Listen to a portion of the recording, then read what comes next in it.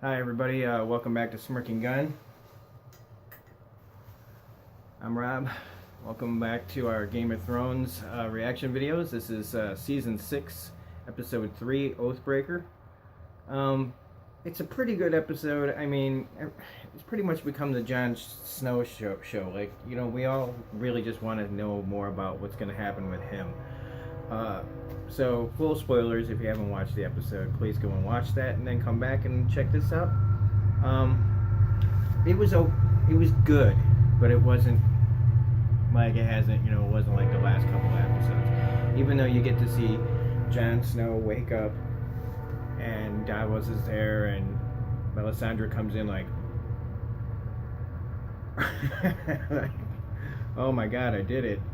Um, and you can just tell that he says he's the same. He hugs everybody, and Tormund's happy to see him, and everybody thinks he's a god because he came back, and all that jazz, and that's good. That part's good. In fact, let's just bookend it right now with the Jon Snow story. So when we come back to him, he's getting ready to hang all the four guys, including that little bastard Ollie, and you know, he has them say their last words. Kind of throws it in their face. Well, you murdered me. And he proceeds to hang them, and they purposely, I swear, they must have just, they hung on the kid's face because so many people wanted that kid dead. I mean, the actor, it's his job to be in it. They wrote it, somebody else wrote it, he just acted in it, and we blame that. You see the face of the person. So when it was very satisfying probably for a lot of people to see that kid just like, and then what I predicted, not on here, but what I thought is that if Jon died, that means that he doesn't have to be a part of the Night's Watch. Just he came back. He died for the Night's Watch. So coming back means he doesn't have to be a part of it anymore. And that's what I hoped they would do, and they did it. I'm glad. I can't wait to see what he's gonna do. Even though he's kind of checking out, and Sansa's on the way there. So hopefully they don't miss each other again. All these close intersections where the characters of the Starks just never meet. Speaking of the Starks, I would have liked to have seen the storyline of how Osha, or Asha, however you want to say it, she's been off the show for so long I can't even pronounce her name, Osha, and Rickon got caught, and the direwolf's head cut off with a hook in it, and they're just there, and they're just captured, and it's like, Jesus Christ, another Stark stuck in Ramsay Bolton's clutches. I did like the guy that brought him there, though. I mean, he calls Stannis a cunt. He won't let up that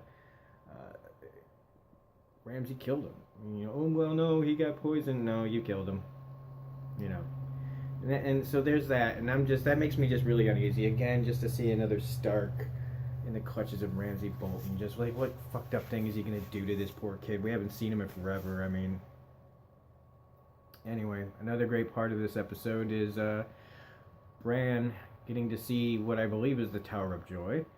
You get to see one of the really great production, sword fight scene between the guy that Bran's only heard about, Arthur Dayne, and how he actually died, and he's heard all these stories about how he was the greatest sword fighter and how he was killed. When in reality, he was killed and stabbed in the back, just like the Mad King. And Ned goes running up in the tower, and Bran wants to stay, and Max von Sydow's Third Eye Raven, pulls him away. Bran doesn't want to be a part of the tree. The guy tries to tell him, you're not, but you got to learn everything. I mean, that's another cool part that I hope, they develop a lot more.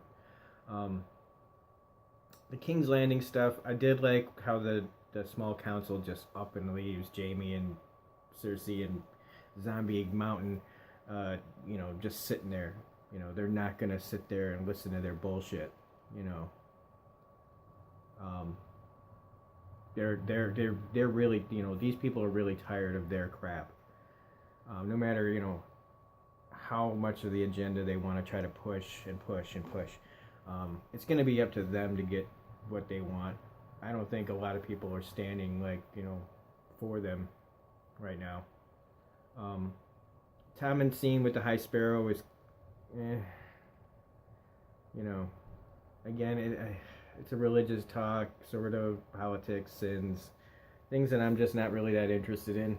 I listened, and you know, it's whatever. It's part of the story. I can't ignore it. Um, Tyrion's part, I mean, it was really Varys' scene, and then split into Tyrion's scene. Varys talking he's such a good actor. That scene where he just kind of, you think he's threatening her, but really he's just, I want the information, and now we can get you out of here. And then on Tyrion's side of it, you know, he just, he's bored and he wants to have a conversation. I love the line that he says about, you know, the world's, something about great conversations, you know, the world's greatest things, whatever, the history's greatest whatever's, you know, happened from the greatest conversations. And who said that? I did, just now. Like, you know, and that, you know, basically that's it. That's all that scene is. And then we get to like the most boring storyline to me is Khaleesi's. I know I'm gonna get, you know, there's people that love her. I like her as a character. I just think that her storyline is just boring, and now she's back with a call again, and dealing with whether or not she can stay with this group or move over here, and we're waiting for Jorah and Daario to come get her, and waiting for maybe dragons to come, and just boring. The more interesting part was them finding, Varys and Tyrion finding out who exactly was behind the Sons of the Harpy. That's way more interesting than her walking around in the desert again. I feel like because I was skipping around, I might have missed something. But really, that's it. I was hoping for Littlefinger to show up. Nope.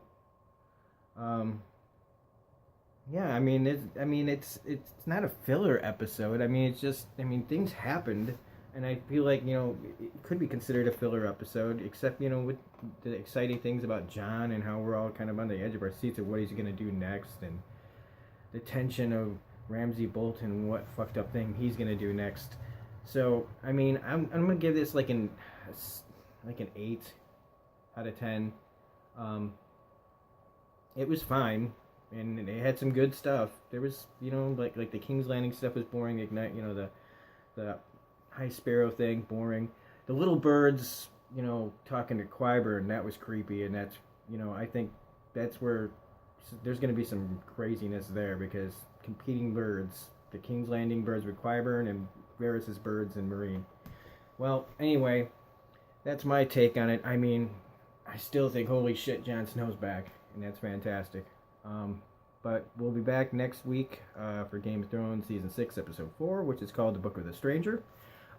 Please like and subscribe to this video if you like it.